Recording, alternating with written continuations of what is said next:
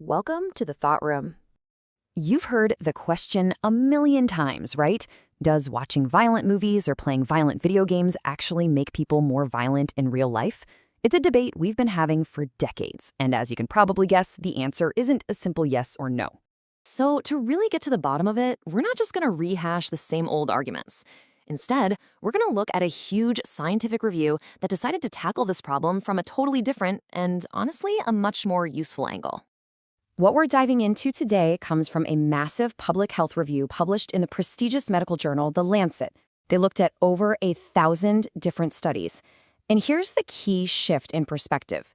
They stopped asking, is media violence the single cause of crime? And started asking something way more subtle. Is it a risk factor? You know, like other things that can affect the overall health of our society?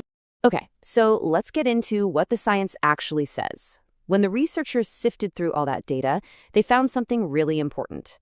The evidence points to a very clear distinction we need to make.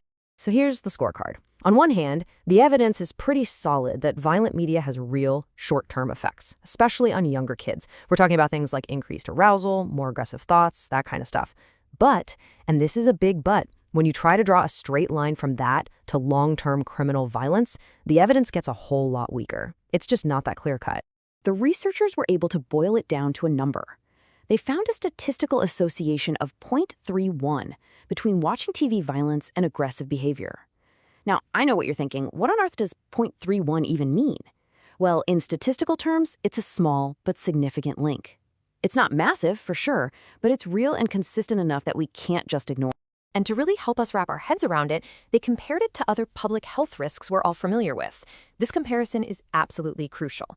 The effect of media violence is bigger than the effect of condom use on reducing HIV risk, or the link between secondhand smoke at work and lung cancer. So we're not talking about a direct cause of crime. We're talking about a public health risk, just like these other things we take really seriously. It's a small effect that when you spread it across millions and millions of people, suddenly becomes a very big deal. But, of course, it's never just one thing, right? Aggression is super complex, and it's really important to remember that media is only one single piece of a much, much bigger puzzle. When you start to assemble that puzzle and look at what really predicts aggressive or antisocial behavior, what someone watches is rarely, if ever, the main driver. There are just so many other factors in a person's life and their environment that play a way bigger role. In fact, one major study in the UK actually ranked the strongest predictors for antisocial behavior, and the results are pretty eye-opening. What was at the top of the list? Things like a person's temperament, their level of empathy, their family situation, or whether they experienced violence themselves. Way, way down that list, you'll find a preference for violent films. It's there, but it's just not nearly as powerful as all those other personal and social factors. So, if we know media is just one risk factor, and we also know that in today's world, trying to censor everything is basically impossible, what do we do? Well, this is where the public health approach gets really practical. It points toward a totally different kind of solution. Instead of censorship, the focus shifts to education and prevention. And that really starts at home. So for parents, the advice isn't about banning every little thing. It's about being aware and engaged. Knowing the potential risks, sure, but also reviewing what your kids are seeing and, this is the big one, helping them understand the context. It's about teaching them how to think critically about what's on the screen. And it's not just on parents. The review also has some pretty clear recommendations for the people actually making the media. The idea is for them to be more responsible. Maybe cut down on violence that's just there for shock value and doesn't serve the story.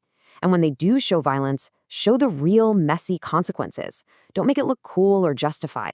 And finally, the researchers had recommendations for policymakers. And again, it's not about censorship. It's about making our whole media environment healthier, mainly through education. So that means keeping an eye on what's out there, setting reasonable standards, and making media literacy a priority in schools. And media literacy is really just a fancy term for teaching kids how to be smart, critical consumers of all the media they're surrounded by. Okay, so let's pull all of this together. We started with that simple question: does violent media make people violent? And now, after looking at all this research, we can see why that's really the wrong question to ask. We can come to a much smarter conclusion. The big takeaway is this: it's not a simple on-off switch. It's not like you watch a violent movie and you automatically become a violent person. Instead, it's a small but very real risk factor. And when you take that small risk and you multiply it by the millions and millions of people consuming media every single day, that small risk suddenly has a huge public health impact. And when you start thinking about it that way, as a public health risk instead of a moral panic, it just changes the whole conversation, doesn't it?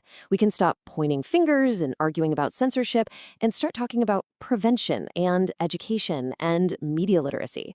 It really empowers all of us, parents, producers, and viewers, to build a smarter, healthier media world together. Don't forget to subscribe to The Thought Room for more content like this.